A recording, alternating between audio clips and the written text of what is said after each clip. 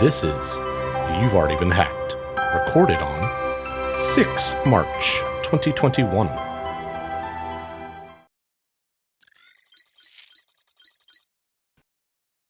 This week, we're going to start off with the Indian government refuting reports that China is responsible for a power sector cyber attack. A newly discovered threat group that researchers attribute to the Chinese government breached the power infrastructure in India amid tensions along the two countries' borders. Researchers say it's the first time a China-linked cyber actor has emerged as a significant threat against another nation's critical infrastructure. Researchers at Recorded Future discovered the hackers dubbed the group Red Echo. The researchers traced Red Echo hacking efforts against Indian energy assets back to mid-2020, around the same time that a squabble between China and India over the Himalayan border began to escalate. In June, India logged the first combat death between the two countries this century. The choice of targets suggested Red Echo may be more interested in offensively positioning China for future conflict rather than engaging in peacetime intellectual property theft that China hackers are typically known for. According to the report, more likely explanations include preparing for a kinetic attack, creating fodder for an information campaign, or signaling to the Indian government that it needs to back off. Recorded Future connected Red Echo to China through the use of the Chinese ShadowPad malware family, as well as shared infrastructure with APT41 and Tonto groups, which are linked to China. However, the researchers did not find enough of a connection to conclude that Red Echo's activity is the work of an already known and established Chinese advanced persistent threat actor. Researchers at Dragos confirmed the campaign, but would not comment on attribution. There is no evidence Red Echo has targeted any critical infrastructure outside of India, and India's Ministry of Power responded to the allegation saying, quote, "There is no impact on any of the functionalities carried out by the Power System Operation Corporation due to the referred threat," unquote.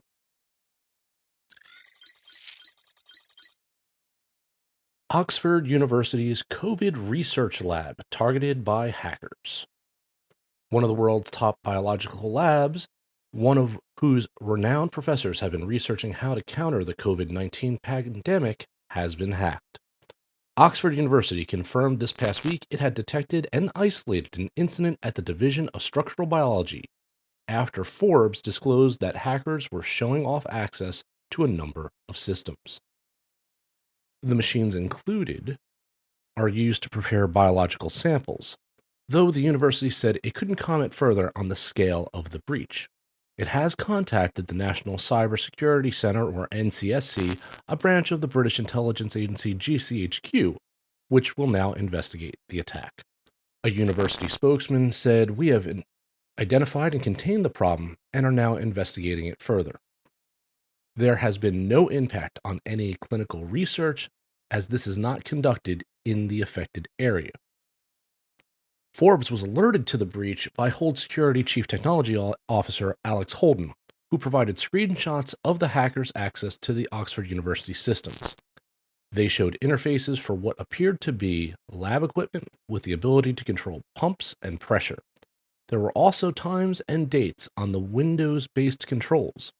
They covered February 13th and February 14th of 2021, indicating the breach had continued up until recently. Oxford University confirmed the hacked machines were used to purify and prepare biochemical samples, such as proteins that are made in laboratory for fundamental research on them. Such samples have been used in the lab's coronavirus research, according to statements. A breach of the lab could place research data at risk of being stolen, including research into COVID-19. There's also the threat of sabotaged research if the hackers were able to tinker with the flow of liquids or other aspects of the purification technology. While not directly involved in the development of the Oxford University AstraZeneca vaccine, which is the domain of the Oxford Vaccine Group, At the Jenner Institute, the scientists here have been heavily involved in researching how COVID-19 cells work and how to stop them from causing harm. Logix. Programmable logic controllers have a hard-coded vulnerability. The U.S. Cybersecurity Infrastructure Security Administration warned of a critical vulnerability that could allow hackers to remotely connect to Logix controllers and, from there, alter the configuration or application code. The vulnerability requires a low skill level to be exploited. The issues lie in a hard-coded encryption key. Rockwell, the producer of Logix, has suggested mitigations and user actions to protect vulnerable systems. Hardware that is widely used to control equipment in factories and other industrial settings can be remotely commandeered by exploiting a newly discovered vulnerability that has a severity score of 10 out of 10. These devices, which range from the size of a small toaster to a large bread box or even bigger, help control equipment and process of assembly lines and in other manufacturing environments. Engineers programmed the PLCs using Rockwell software called Studio 5000 Logix Designer. The vulnerability, which has a CVE tracking it, is the result of the Studio 5000 Logix Design software making it possible for hackers to extract a secret encryption key. The key is hard-coded into both Logix controllers and engineering stations and verifies communication between the two devices. A hacker who obtained the key could then mimic an engineering workstation and manipulate PLC code or configurations that directly impact a manufacturing process. A statement from the principal vulnerability researcher at Clarity, one of the 3 organizations Rockwell credited with independently discovering the flaw, quote, "Any affected Rockwell Logix controller that is exposed on the internet is potentially vulnerable and exploitable. To successfully exploit this vulnerability, an attacker must first obtain the secret key and have knowledge of the cryptographic algorithm being used in the authentication process." Clarity states it notified Rockwell of the vulnerability in 2019. The vulnerability affects just about every Logix PLC Rockwell sells. This includes 17 different models. Rockwell is not issuing a patch that directly addresses the problems stemming from the hard-coded key. Instead, the company is recommending that PLC users follow specific risk mitigation steps. The steps involve putting the controller mode switch into run, and if that's not possible, following other recommendations that are specified to each PLC model. Those steps are laid out in an advisory Rockwell is making available to customers, as well as the CISA advisory. Rockwell and CISA also recommend PLC users follow standard security, in-depth security advice. Chief among them, the recommendation is ensuring that control systems aren't accessible from the internet. If Logix PLC users are segmenting industrial control networks and following other best practices, it's likely that the risk posed here is minimal. And if people haven't implemented these practices, hackers probably have easier ways to hijack the devices. That being said, this is a very serious vulnerability and serious enough that all Logix PLC users should pay attention to the CISA and Rockwell advisories. A Chinese businessman has been charged in an attempted theft of General Electric's intellectual property. Federal authorities have indicted Qilong Wisman Na, who lives in Hong Kong and has been charged with conspiring to pilfer sensitive information on the silicon giant GE and their carbide MOSFET transistors, a technology he told potential investors was worth $100 million. The U.S. Department of Justice said that Ning and unnamed co-conspirators allegedly conspired to steal sensitive data relating to GE's semiconductor field effect transistors. One of the alleged co-conspirators was an engineer at GE for more than 7 years. The FBI alleged that between March 2017 and January 2018 is when this activity occurred. Investigators have seen PowerPoint presentations prepared for potential investors in which Na sought $30 million in funding to take the tech to market, arguing the startup would be profitable within 3 years. The man charged has yet to be arrested, the FBI noted. If convicted, he would face up to 10 years in prison and a fine of up to $250,000.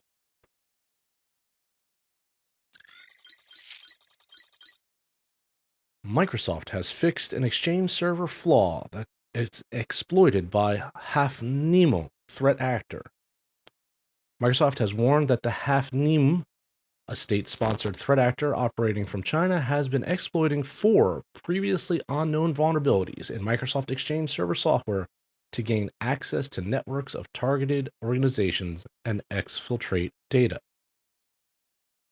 Microsoft released 4 patches to those vulnerabilities for targeted on-premises versions of Microsoft Exchange Server. The affected systems include Microsoft Exchange Server 2013, 2016, and 2019. Exchange Online is not affected. The hacker group has been using these previously unknown vulnerabilities as part of an attack chain. So far, this is the only actor Microsoft has seen using these exploits.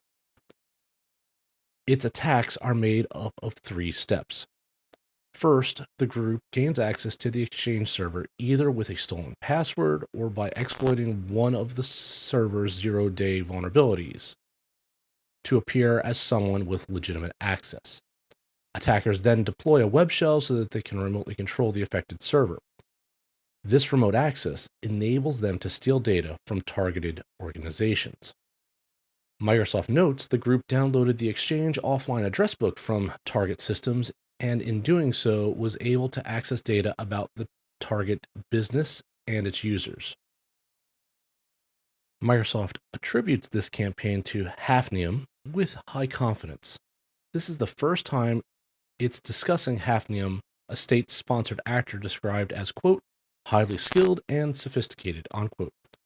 While it's believed to have been attacking from China, Hafnium mostly conducts its operations from leased virtual private servers in the United States, where most of the victims are located.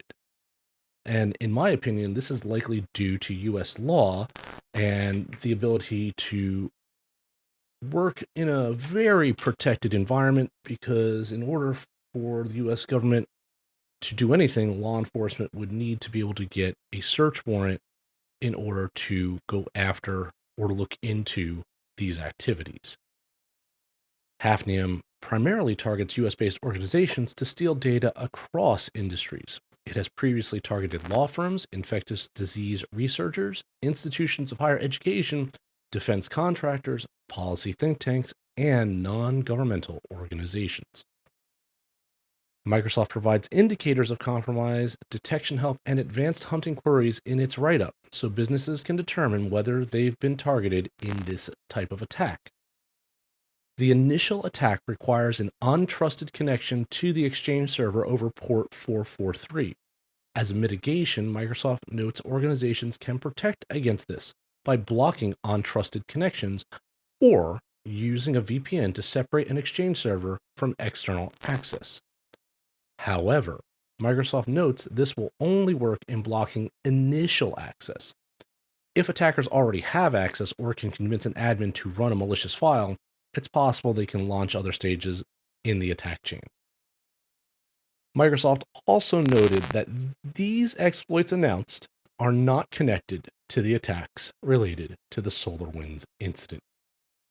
And finally, the GAO is stating that DoD needs to provide guidance for cybersecurity language in weapon system contracts. A new report released this past week from the U.S. Government Accountability Office said the Department of Defense fails to communicate clear cybersecurity guidelines to contractors tasked with building systems for its weapons programs. 3 of 5 DoD weapon system contracts reviewed by GAO had no cybersecurity requirement as awarded, and just vague recommendations added later. GAO recommends, quote, that the Army, Navy, and Marine Corps provide guidance on how programs should incorporate tailored cybersecurity requirements into contracts.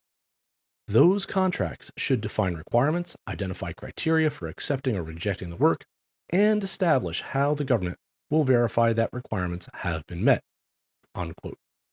Only the Air Force is recorded as having issued service-wide guidance on cybersecurity requirements in contracts. The GAO points out that the lack of clear cybersecurity guidance is problematic because defense contractors are only responsible for meeting terms that are written into the contract. In other words, if it's not in the contract, it's not getting built into the system.